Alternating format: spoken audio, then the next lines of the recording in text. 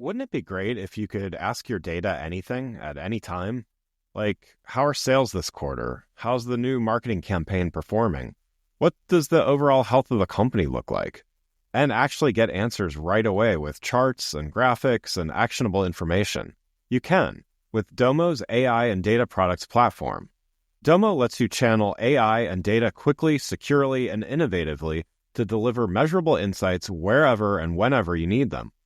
Anyone on your team can use Domo to easily prepare, analyze, visualize, automate, and distribute data, all amplified by AI. Domo goes beyond productivity. It's designed to transform your processes, helping you make smarter and faster decisions and drive real growth. All powered by Domo's trust, flexibility, and years of expertise in data and AI innovation.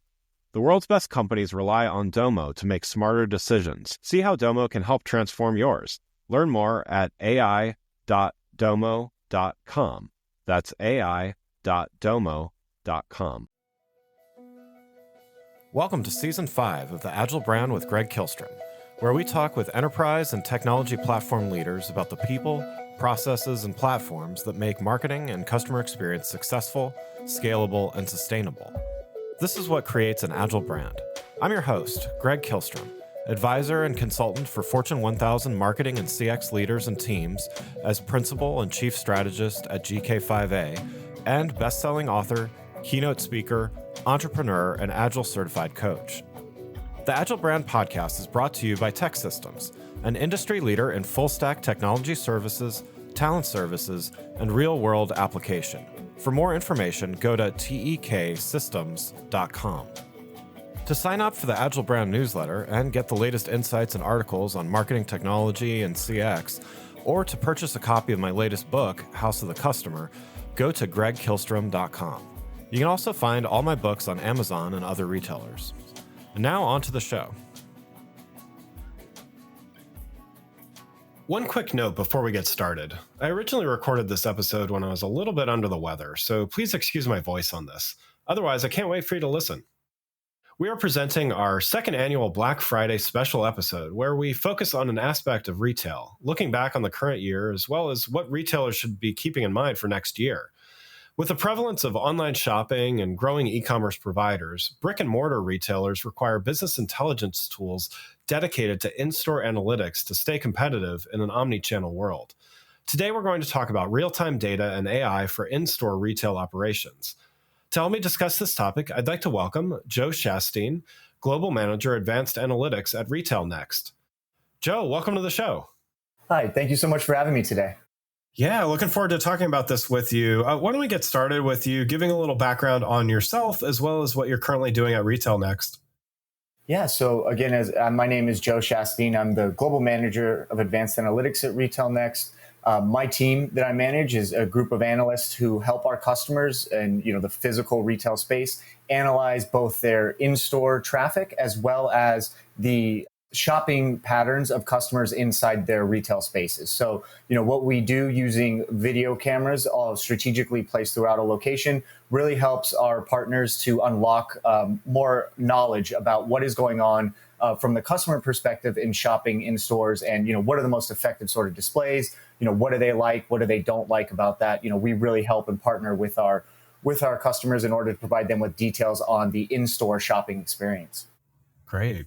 So we're going to talk about quite a few topics here today. So, but let's get started by exploring the potential of data monetization in stores and how can stores truly tap into the data they collect. So let's get started by talking, what are some of the challenges here? So traditionally, it hasn't been easy to collect a lot of data at key points in the brick and mortar retail level.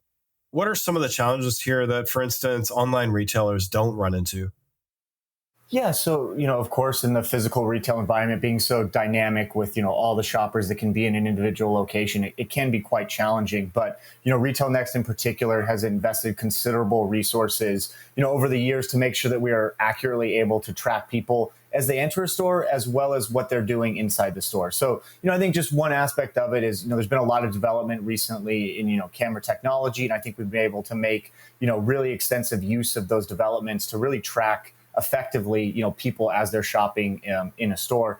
But of course, there are also other challenges that you'll run into just being in a physical space with how dynamic the shopping experience can be. But you'll also have to deal with, in some cases, tech outages, other sort of tech changes. There's been a lot of developments in the Wi-Fi space with MAC randomization and certain ways that you can kind of monitor and track customers over time, and you'll be able to identify them. So there's been a lot of challenges that you run into in the physical space, but I think that we've really come a long way with being able to really identify customers as they're entering locations, and what are those key behaviors as they come into the store. But yes, of course, it's always going to be a little bit more challenging for some of those key metrics as well around abandonment and some non-conversion metrics that you're going to quite easily be able to see from something like an e-commerce style analytics. But I think we're bridging the gap there, and we've made a lot of development recently using camera technology to provide answers in the physical retail space.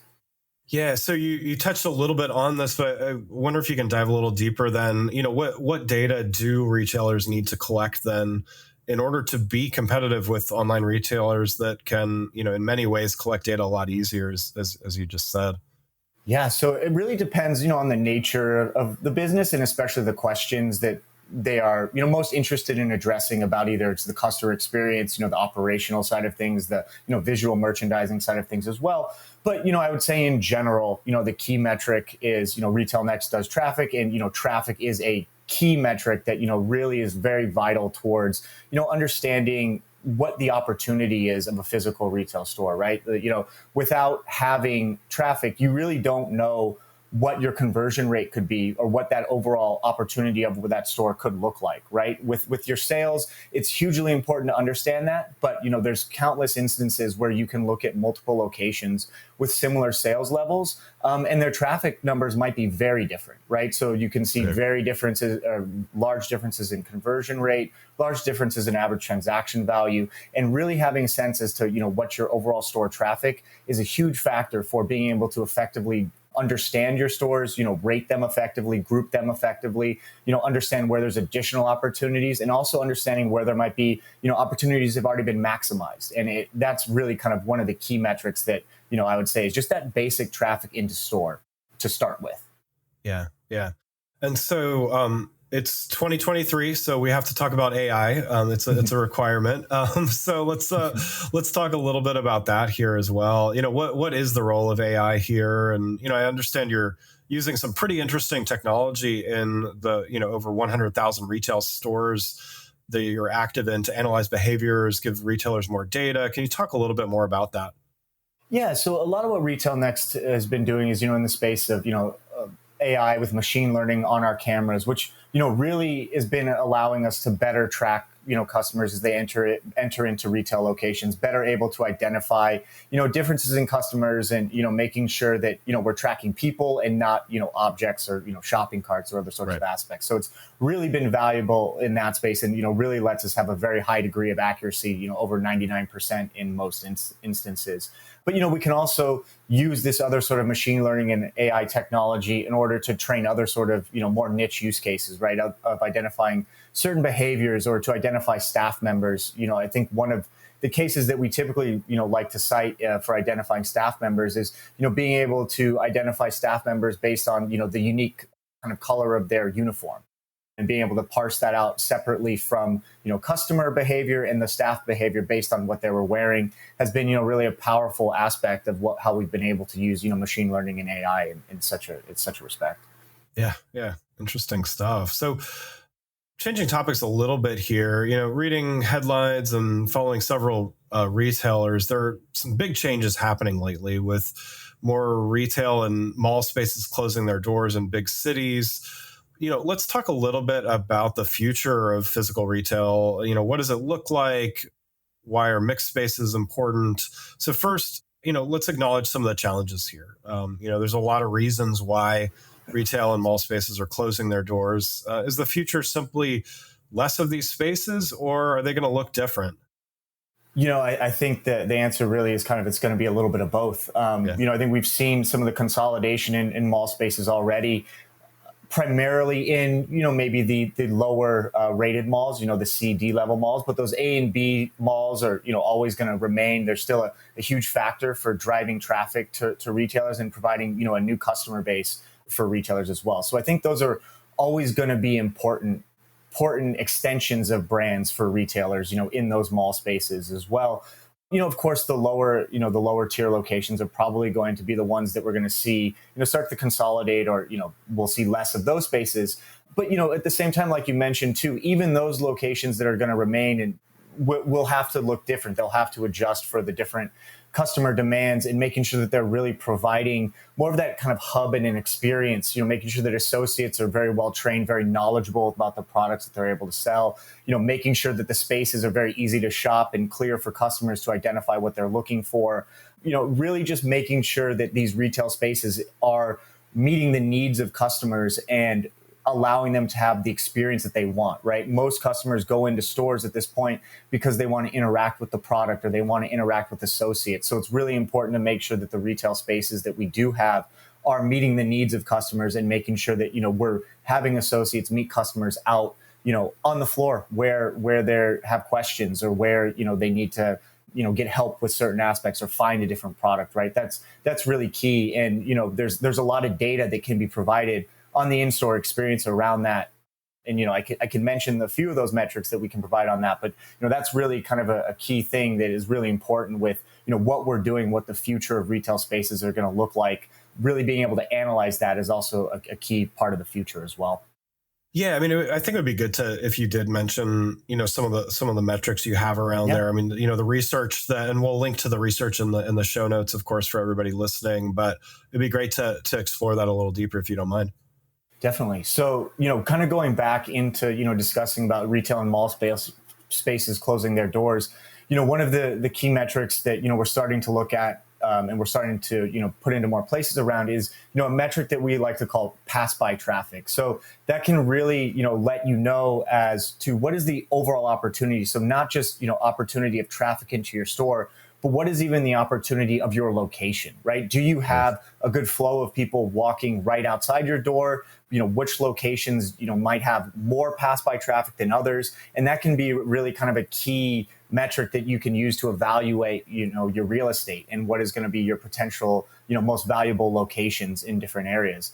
And then kind of going back inside the store, there's additional metrics that can be provided around interior analytics, around like interior dwells. So where are customers when they first come in the store? What is capturing their attention? What is driving their shopping behavior? Where are they interacting with product? That can be something that's also crucial as we try to understand, when customers come in, what is that experience that they're looking for? And you can use, interior zone traffic and interior zone dwells in order to really understand more about the customer behavior and, what is really driving their positive shopping behavior versus what are they kind of skipping, or what are they missing? And, what does that overall journey look like in store?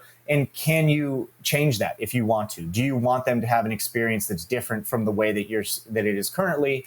And you can use in-store metrics in order to, test out, layout changes that might change the experience and the journey of the customers. Yeah. That's great. And so, I guess as a bit of clarification, I mentioned mixed spaces, and you referred to it as well. What exactly are these, for those maybe less familiar with the term, and why are these such an important aspect of the future of retail? Yeah, so mixed space is going to be those areas that both have retail, maybe living, maybe theaters, dining, other sort of aspects. At this point, even like children's playgrounds, those sorts of aspects as well, to drive more traffic into, what would typically have been just, a regular shopping, mall area that would have just had retail. So in this case, right, those mixed spaces can be, very important because they provide that sense of, permanence, right? You're going to have consistently parents bringing their children to a playground that might be, inside a mall. I know there's some malls by me that have started to expand out with this, and you always see those areas of, just teaming with children playing, and, parents kind of sitting by watching them. So, those sorts of aspects are really vital, making sure that retail locations always have a consistent flow of traffic, and, especially with the living spaces as well, having those residences above different retail spots always do, like I mentioned before, may ensure that there's that consistent flow of both, pass-by traffic and then potential traffic into the various retail locations as well. So, we've just seen the mixed use spaces just continue to grow. And, we expect that to continue into the future as, malls are definitely trying to make sure that people are coming back out and, have a reason to go into retail stores again. Wouldn't it be great if you could ask your data anything at any time? Like, how are sales this quarter? How's the new marketing campaign performing? What does the overall health of the company look like? And actually get answers right away with charts and graphics and actionable information. You can with Domo's AI and data products platform. Domo lets you channel AI and data quickly, securely, and innovatively to deliver measurable insights wherever and whenever you need them. Anyone on your team can use Domo to easily prepare, analyze, visualize, automate, and distribute data, all amplified by AI. Domo goes beyond productivity. It's designed to transform your processes, helping you make smarter and faster decisions and drive real growth, all powered by Domo's trust, flexibility, and years of expertise in data and AI innovation. The world's best companies rely on Domo to make smarter decisions. See how Domo can help transform yours. Learn more at ai.domo.com. That's ai.domo.com. Before we continue, I'd like to introduce you to a sponsor of the show, Partner Hero. Customer service outsourcing has long been available mainly to large enterprise businesses with long-term contracts and onerous procurement processes. Partner Hero is challenging business as usual and bringing the benefits of outsourcing to small and medium businesses as well as startups. With short, flexible contracts and fast ramp-up times, Partner Hero is making customer support outsourcing a viable option for small and medium businesses and startups. It's perfect for companies with seasonality expecting a temporary spike in volume or that simply need to scale up. And their focus on quality means your customers will get an experience that feels like it comes from your team. If you're ready to bring in outside customer support help for your company that feels like it's part of your existing team, check out Partner Hero. Head on over to partnerhero.com/agile, that's partnerhero.com/AGILE, to book a free consultation with their solutions team. Mention you heard about Partner Hero from the Agile brand and they'll waive the setup fee. Now let's get back to the show. So let's last topic I wanted to talk about is optimizing operations with real-time data analytics, and why this is especially important now amid current trends like retail theft, the Taylor Swift economic boom, which we'll get to in a minute as well, and holiday shopping, which is upon us here. So what do real-time data analytics allow retailers to do to help them stay competitive? And, what does this look like when it's done well? Yeah, so I think there's multiple ways that it can be done well. I think that the first aspect of real-time data analytics is it allows for your store employees to make more adjustments on the fly, right? As it gets more crowded than maybe expectations were, maybe having some sort of alerting system that enables you to understand that, hey, there's a certain amount of people in this line. Maybe we need to drive another associate over there to maybe do some queue management, or, understanding what your power hours look like around the holiday season. When am I getting my peak traffic? When do I need to make sure that I'm planning my non-selling tasks to, not be taking place, right? You don't want to be doing that when you're having your largest inflow of traffic through the day. You want to make sure that you have your associates out there and, able to meet the customer where they're at and provide that customer with the right experience that they want. So, I think just with real-time data analytics, one of the ways is just, empowering your employees to make better decisions and understand where customers are at. But at the same time, it allows you to make better decisions too around staffing levels and adjusting on the fly to really account for, various changes in traffic and overall kind of occupancy of your locations.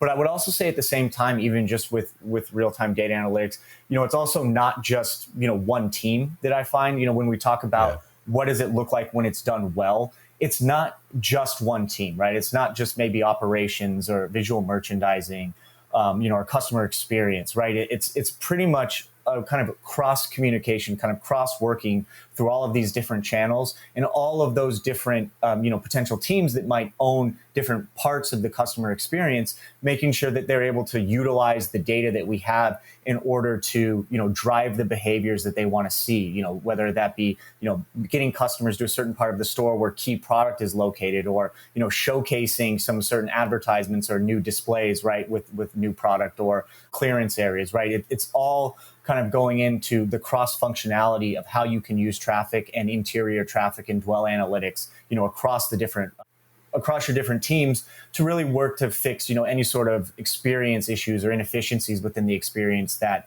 you're trying to account for. Yeah. Yeah.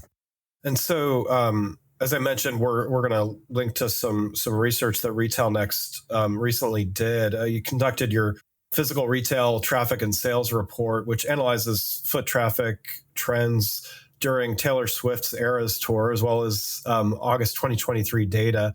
Can you share a little bit? I know you've shared a few things here and there throughout our conversation so far, but share a little bit about, overall, what did you find? Yeah, so, I think what we were finding was a pretty nice positive impact in traffic to retail in, I would say, probably more moderate to, medium-sized cities of her tour, I think back in, I believe, the summer. So what we looked at, just as a quick way to kind of go through the methodology, is we looked at traffic into various retail locations, within the cities that we report on was, Nashville, Santa Clara, Atlanta, Minneapolis, and Pittsburgh. And what we were just looking at was kind of trends into retail around the concert venue. In the few weeks, typically we looked at the same days leading up to the concert, 3 weeks leading up to the concert, as well as then the change on the concert days. And, what we noticed kind of across the board was a general uptick in traffic. Now, there's many different factors that can account for this, but, we did see that the times that Taylor Swift was in a certain city, we were definitely seeing a positive uptick in traffic for the retail around those areas, in particular in the Nashville location, which did see a very large uptick in traffic trends for the dates of her concerts compared to what we were seeing in the weeks prior to. So, I think there's lots of factors in there, but, Taylor Swift definitely in her tour, we definitely saw a nice correlation between where she was touring and what the traffic trends were looking like in those cities on her tour. Yeah, interesting. Also, according to the report, U.S. retail sales were up. This report was showing August versus July numbers, showing continued consumer spending despite some lingering fears of recession. Do you think this bodes well for 2024, or is it too soon to tell? And what should retailers be looking forward to or not in 2024? Yeah. I mean, I think it's definitely a positive signal. I mean, there's still a lot of factors to consider, especially when, we're looking at some sales metrics, right? I mean, I know inflation has been dropping, but we still have to consider that a lot of, some of the sales increases that we've been seeing is, just due to some of those prices being kind of pushed down to consumers. And, we're still seeing a nice basket size, but basket size is still, slightly year over year. So, I think a lot of it, there's still positive signals, right? I think, just seeing other reports, consumption is still, strong, if not even up recently. So, people are still buying. I think there's still, positive aspects to that. And, as we've continued to, analyze data more recently as well, I think we're kind of settling into, a little bit of a reduction in year over year trends from what we're seeing from maybe both the traffic and from our side of things, sales in some cases. But, I think we've settled in nicely at, we're not seeing large declines anymore. We're not seeing huge swings in, positive or negative trends for traffic. The last few months that we've been seeing have been pretty stable in about maybe, a 2 to 3% decline in year over year traffic trends. As we get into holidays, I think, that generally tends to, I would generally expect that to remain fairly steady. We might see some upticks depending on some holidays and maybe some changes in like days of weeks as, Christmas shifts a little bit this year compared to last year. But, I think for the most part, I think we've seen more positive economic indicators, right? All the claims about recessions, within the year seem to, hopefully not be coming true. So that seems to be a positive indicator as well. And, I think there is some, positive signs for 2024. But, I still think at this time, we're definitely probably trending more towards, very slight year over year declines at this point, at least from, the traffic metrics that we're seeing. But yeah, definitely sales are a little bit more swingy or volatile than that, I would say. We're seeing some positive trends, but, still some slight negative declines as well with sales as well. Yeah. Well, Joe, thanks so much for joining the show. I've got one last question before we wrap up here. You've given a lot of great advice and insights already. What's one next best action you'd recommend for those listening who want to improve their in-store analytics? What should they do first? Yeah, so I think I'll kind of address this in two ways. One with a very short, immediate term recommendation, maybe one that's a little bit longer. as we've just had Black Friday, which, typically across our retailers is, most frequently the number one day for traffic in the year, I recommend, definitely start looking at your trends if you haven't already from a traffic and a sales perspective in the lead up to, Christmas Eve, Christmas Day. That last week for Christmas, you definitely start to see very high traffic. So just making sure that you're prepared for, the month of December to account for, any anomalies that we might see in your individual traffic performance throughout the month of December as you might lead up into that last week of Super Saturday, so the last Saturday before Christmas, as well as the week leading up to Christmas, making sure that you have the right labor, the right people in your store to affect the shopping experience that you would like to have for your customers. And then secondly, I would say it would just be to, assess what are your goals are for your store and what are you looking to understand about the customer experience. How can you continue to use data, whether it be entrance traffic data, sales transactions, or, ideally interior traffic and dwell data to design tests that's going to really improve the customer experience and ultimately affect your bottom line. I think there's lots of different technology that can be used to help address those questions and to see what is effective, from zone dwell data, from understanding where customers and staff are most interacting in their store journey. There's lots of data that can be used and lots of considerations that can be made to use data to improve the customer experience. Yeah. Again, I'd like to thank Joe Shasteen, Global Manager, Advanced Analytics at RetailNext, for joining the show. You can learn more about Joe and RetailNext by following the links in the show notes. Thanks again for listening to the Agile Brand with Greg Kihlstrom podcast, brought to you by Tech Systems. If you enjoyed the show, please take a minute to subscribe on your podcast channel of choice and leave us a rating so that others can find the show more easily. You can access more episodes of the show at www.gregkihlstrom.com. That's GREGKIHLSTROM.com. To get a copy of my latest book, House of the Customer, visit my website, or you can find it on Amazon or other retailers. The Agile Brand is produced by Missing Link, a Latina-owned, strategy-driven, creatively fueled production co-op. From ideation to creation, they craft human connections through intelligent, engaging, and informative content. Until next time, stay agile.